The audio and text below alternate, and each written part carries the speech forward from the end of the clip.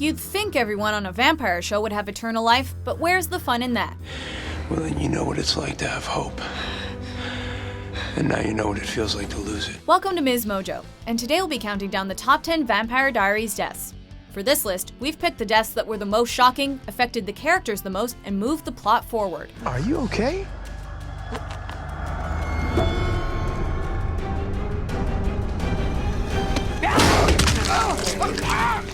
So we're not talking about the show's many random casualties. And because we're talking death, expect plenty of spoilers. I told you not to bother me until Elena was awake. It's too bad. We gotta go. Why? She's back. Number 10, Vicki Donovan. Vicki! Vicki, what the hell? Oh my God, Vicki. Vicki, no, stop! Perhaps one of the most unexpected deaths, Vicki's proved early on that the show doesn't play when it comes to raising the stakes. Vampire pun intended. Vicki was Matt's sister, and in a love triangle with Jeremy and Tyler, so it seemed like she would be one of the show's central characters. I gotta get out of here, Jer. I can't run home with Matt, and he just doesn't get it. No, you can't just leave. Come with me. But in a shocking twist, she was turned into a vampire by Damon to get back at Stefan. As a vampire, she was prone to erratic behavior and let her bloodlust drive her. This daylight thing is a bitch. I need more blood. Where's your bathroom? I have to pee. Why do I have to pee? I thought I was dead. Stefan killed her to protect Elena and Jeremy, leaving everyone reeling in the aftermath. She was the first prominent character killed, and she'll forever be remembered for her brief but impactful time on the show. Vicki! Vicki! Vicki! Number 9, Kai Parker. When your family decides that you're nothing but an irredeemable piece of trash, well, I guess the best thing to do is prove them right? As a villain, Kai was one of our favorites. Brought onto the show in the 6th season, Kai was a siphoner who irked Bonnie and Damon with his sinister quips and unpredictable behavior. That's it? He just left you. The whole point was that this would torture him for a while. At times, he was annoying to the audience as well.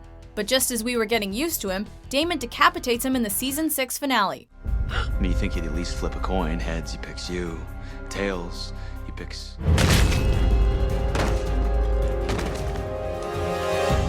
Heads it is. His death was quick and brutal, fitting for the guy who wreaked havoc and made Elena a mystical sleeping beauty. He may be gone, but his actions and their consequences loom over the show. I knew that the love of my life would stand by his best friend, even if it meant having to live without me for a little while. Number 8, Aunt Jenna. I failed you. No, you didn't. I failed you. This death threw us for a loop, since Aunt Jenna was the last parental figure to Elena and Jeremy. Before the show's start, they lost their parents in a car accident, and since then, Jenna has been taking care of the siblings. The day that the lawyers called to tell me that I was going to become your guardian, you know what my first thought was? Isn't there someone else who can do this? Jenna, there was no one else who could have gotten me and Jeremy through all that. Her proximity and love for Elena proved to make her an easy target for Klaus, who turned her into a vampire for his sacrifice ritual and killed her in front of Elena. No! Jenna! Her death was equally heartbreaking since she had finally made up with Alaric, and the two seemed to have a happy future in store. What about Jenna?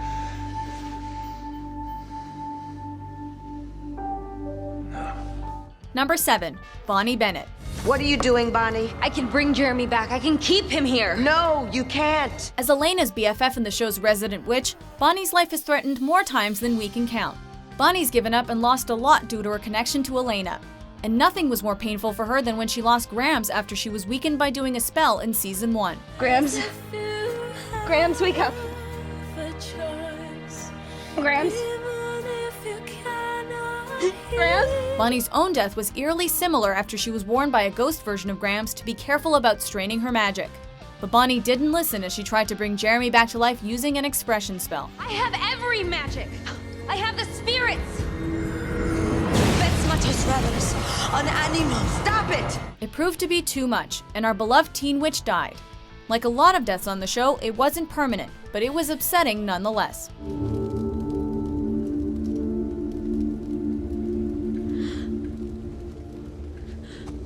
I'm dead. Number 6, Carol Lockwood. Good evening, Carol. You're looking for Tyler? I'd like a little word with him myself. Time and time again, the show has shown us that being a parent may be the most dangerous job in Mystic Falls. Carol was Tyler's mom and the mayor of Mystic Falls, which meant that she was one of the only humans who knew about the vampire activity in town. Klaus, please. Don't hurt him. He's my son. He's all I have.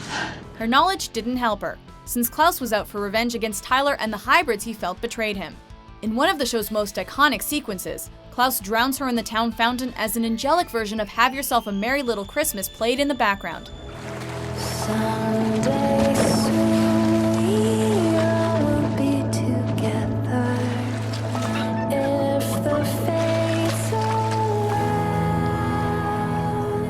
Her death left Tyler as one of the show's many orphans. Tyler, honey, you're supposed to be my sober cab. I think I drank half the party.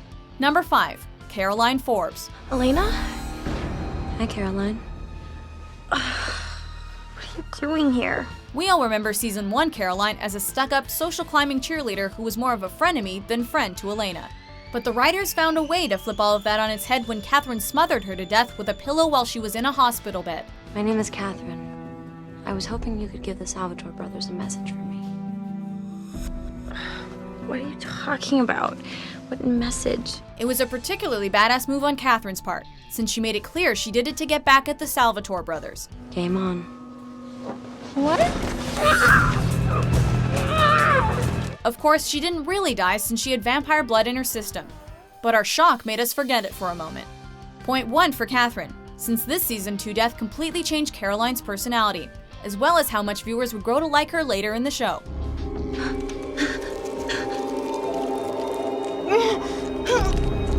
Number 4, Jeremy Gilbert. I'm done playing nice.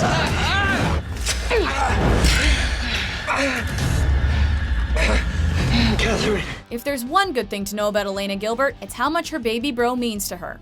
As her only living relative, Jeremy's life is often at stake, and many characters go out of their way to protect him. It's been too long, little Gilbert. Sorry. Family reunion's gonna have to be cut short. But in Season 4, Elena's worst nightmare came to fruition when Katherine, who was pretending to be Elena, used his blood to feed and wake up Silas. In the process, his neck was broken and he died. His death had a drastic effect on Elena, later causing her to turn off her humanity and burn down her childhood home. What if one day, when this is all over, you want to come home again?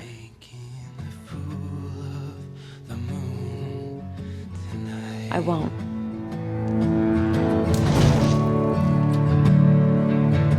Number 3, Katherine Pierce. Who's got the knife? Which one of you is gonna get to kill the elusive Katherine Pierce once and for all? Say what you want about Katherine Pierce, but every time she was on screen, that girl made sure you were watching her. Katherine always showed up to mock the main characters, and she would often scheme to get what she wanted. I've said it before, and I'll say it again. Elena had the life I always wanted. Well, until now. In her last season, Katherine went through a lot since she was turned back into a human, and she reconnected with her long-lost daughter. But Katherine was still Katherine in her final moments, as she injected herself with the vampire Ripper virus, as a final FU to Elena. And I wasn't about to let my daughter die alone. But Katherine Pierce wasn't about to go gentle either. Stefan stabs her with the Traveler Dagger to send her to the other side, but in a shocking twist, Katherine is sucked into thin air. Wherever she is, we bet she's wreaking havoc. Bonnie, I can't help you, Katherine. what? No. Number 2, Alaric Saltzman. How about we just agree to take care of each other then?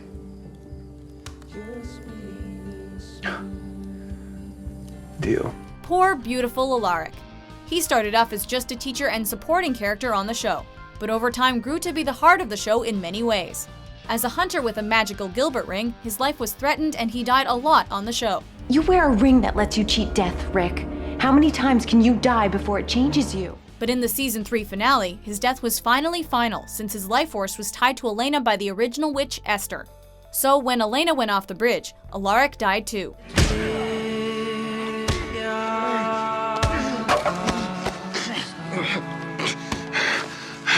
What the His death was especially upsetting due to his close friendship with Damon and his fierce loyalty to Elena and Jeremy. No, Rick, no, Rick. You are not dead. You are not dead. Like we've mentioned though, a lot of these deaths aren't permanent, and it may have taken longer than most characters for Alaric to make his return, but we're just happy that Damon has his drinking buddy back. What? I'm glad you're here, buddy.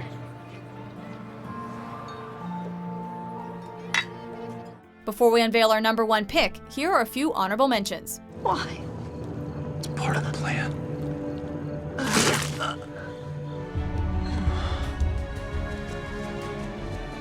Please. No.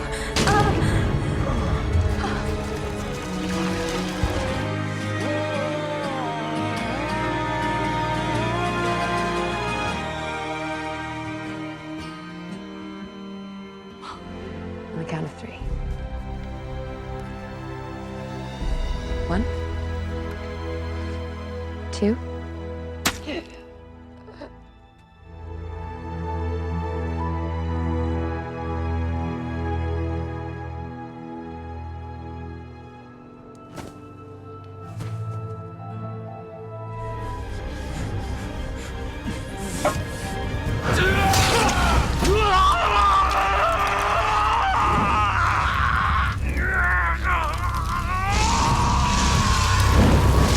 Number 1, Elena Gilbert.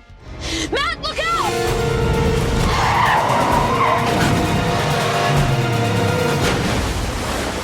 Killing a main character isn't a decision to make lightly, but Elena's death propelled the show into new, exciting territory.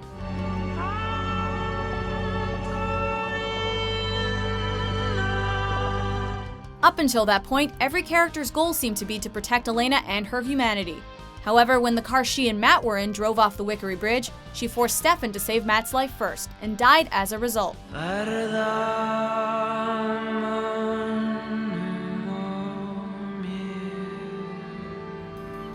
It was everything a good death on this show should be.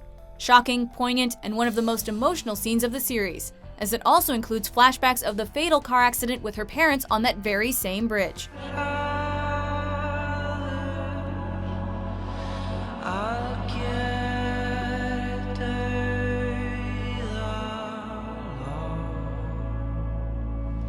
She comes back as a vampire at the beginning of season 4, but her death allowed her, as well as the show as a whole, to develop and grow in a new direction.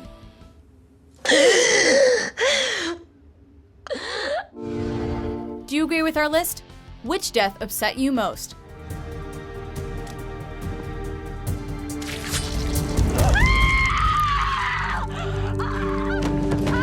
For more heartbreaking top 10s published daily, be sure to subscribe to MsMojo. Keep us from Elena. Last thing she needs is another grave to mourn.